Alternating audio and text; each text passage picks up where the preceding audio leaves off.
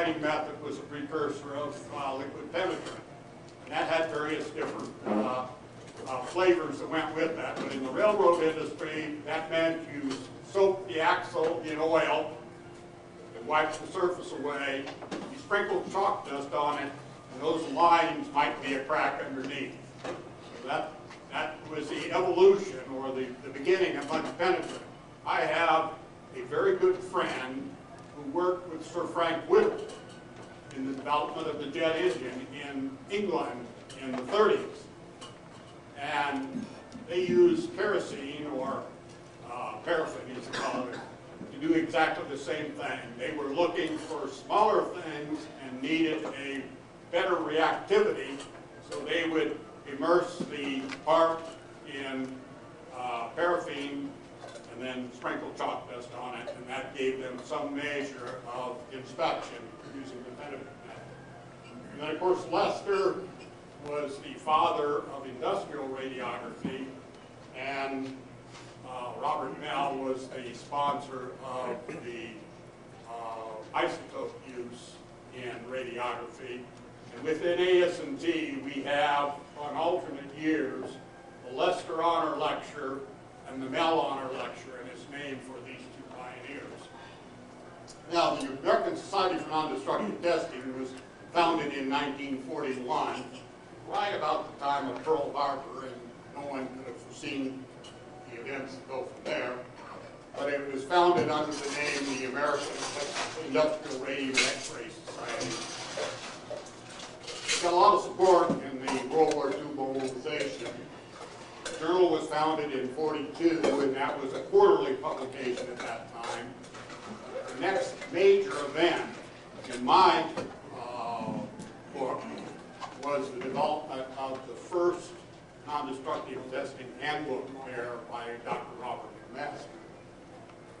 In TC1A, the first time we put down some minimum requirements for training people who were going to perform those inspections. And I am old enough that I worked on the original TC1A document. It got in trouble in the interim years, but it's back pretty much the way it was when we wrote it originally. In the Concord training books, or the General Dynamics books, and some of you looked at or used that under the NASA name, those are all the same books. Those references are getting out of date, but the first principles of physics doesn't get out of date there. The Level 3 certificate program, I was one of the board to generate that, and I am here to tell you that it's one of the milestones in our business, but it fell way short of what my aspirations were for that. And part of the reason had to do with the explosion of the need for NDT people in the nuclear industry. And what they wanted was not engineering know-how, which we were trying to put in at that time, but rather they wanted super techs. They wanted people who had extraordinary inspector capabilities. And so we have a mixture of that. That's our legacy in that particular area. Some of the innovators, some of you will have seen these people. These were all good friends of mine. Phil Johnson is a man who really founded the society and ran it for many years, assisted by his wife, Izzy. Kathleen Hulting was the editor for materials evaluation. She did that on a half-time basis. Those were the days when you submitted illustrations in India ink. The magazine was typeset and then brought forward. She did that on a half-time basis. We now have 5 editors for the magazine. Sylvia Sallin took care of all the business. And of course, Bob McMaster was the inspiration to keep that going. Grassroots and Phil's message to all sections: get involved, learn from each other. Peer group is the way to get help when you need it. And my old boss, one of my favorite quotes from him, remember, all of us are smarter than any of us. So take that into account next time you have a challenge. Now, this is a slide taken from Jerry Pozzaconi's, I think it was Lesterliner lecture in the 70s, and he highlights some of the stages and some of the introduction of technologies. We have essentially come that far in terms of the things that are in the mainstream, but we have a lot more today. Keep in mind that one thing that happened, I've shown some Roman invaders or the Roman Guard out conquering territory, but with that, when they were out conquering new territories, there were always the camp followers. Now those are the people who did the wash, cooked the food, and so on.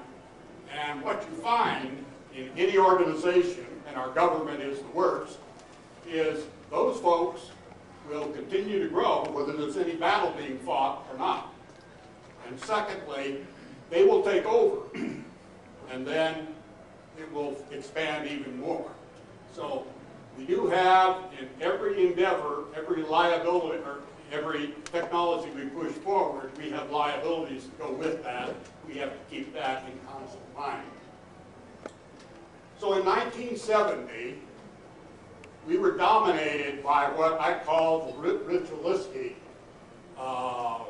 application of methods and procedures.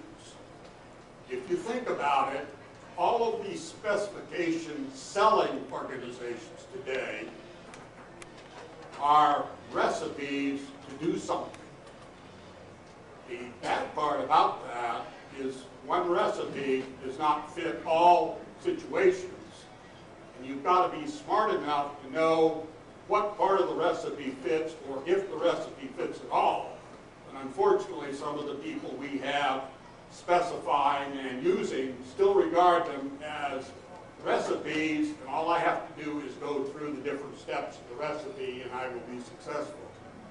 That's the state of what I call quality assurance NDT, and we still have a lot of that. And there's nothing wrong with quality assurance NDT for the mainstay of goods and services we provide. It doesn't say that it can't be better, but we have pushed forward and have operated many years what I call quality assurance. You inspect, and if you find anything that looks like a crack, that's bad. And so you take action therein. But when you inspect and you don't find anything, does that say there aren't any cracks in there? The answer is, of course, no. It does not. So we had a no flaws acceptance criteria, and a lot of specifications we see yet today, a lot of company call-outs, and the general perception of the public body is that if inspection is performed, there is nothing left, no flaws, after the inspection is completed. And that, indeed, could get us into a lot of trouble. One of the problems with NDT is that we have little feedback or little validation. So that when I perform an inspection, if I don't perform it properly, or if I'm set up improperly, or if the wrong tool is being used, then I am really not doing what the objective was.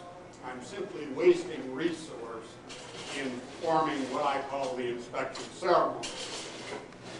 But we have a fall guy. If anything ever goes wrong, you blame the inspector. So that's a beautiful thing. Much of that heritage remains today. And if we look at the general perception and the way many of our management organizations are run, that is the state we are still at today. Now, in terms of durability and damage tolerance, those sound like really heavy words. And they occurred when we introduced a new technology called fracture mechanics.